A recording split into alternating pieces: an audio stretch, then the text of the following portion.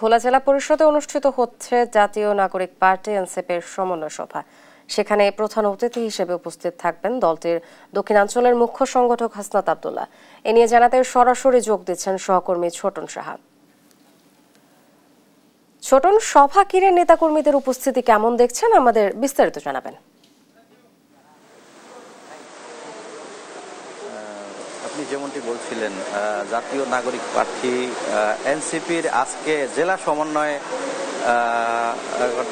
সভা এবং এটিকে কেন্দ্র করে নেতাকর্মীদের মধ্যে প্রাণ চাঞ্চল্য লক্ষ্য করা গেছে এবং সভাটি এখনো শুরু হয়নি, তবে অল্প কিছুক্ষণের মধ্যে এই সভাটি শুরু হবে এবং ইতিমধ্যে আমরা যেমনটি দেখেছি যে নেতাকর্মীরা কিন্তু আসতে শুরু করেছেন এবং আমরা জেনেছি যে দক্ষিণাঞ্চলে যে মুখ্য সমন্বয়ক আবুল হাসনাত আব্দুল্লাহ তিনি কিন্তু ভোলায় এসে পৌঁছেছেন এবং অল্প কিছুক্ষণ পরে তিনি কিন্তু এই সভাস্থলে আসবেন এবং নির্বাচনকে কেন্দ্র করে দলীয় যে কার্যক্রম সেটিকে আরো বেশি সক্রিয়, আরো বেশি গতিশীল করার লক্ষ্যে কিন্তু এই আয়োজনটি এবং এখানে ভোলা জেলার 7টি উপজেলার থেকে যারা সমন্বয়ক রয়েছেন, যারা নেতৃবৃন্দ রয়েছেন তারা কিন্তু এখানে উপস্থিত হয়েছেন, অংশগ্রহণ করেছেন এবং একই সাথে আমরা দেখেছি যে প্রশাসনের পক্ষ থেকেও নিষিদ্ধ নিরাপত্তা ব্যবস্থা জোরদার করা হয়েছে এবং বলা যায় যে শুরু হবে অল্প কিছুক্ষণের মধ্যে এবং নেতাকর্মীরাও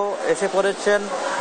তাকে বরণ করার জন্য কিছু সংখ্যক নেতাকর্মী কিন্তু লঞ্চঘাট এলাকায়ও গিয়েছেন, তারা আসলেই হয়তো এটি শুরু হবে, আমরা এমনটি কিন্তু নেতাকর্মীদের কাছ থেকে জানতে পেরেছি। আমরা সংক্ষেপে একজন নেতাকর্মীর কাছে জানতে চাই যে আজকের সমন্বয়কে ঘিরে কি ধরনের বার্তা আপনারা পাবেন বলে আশা করছেন।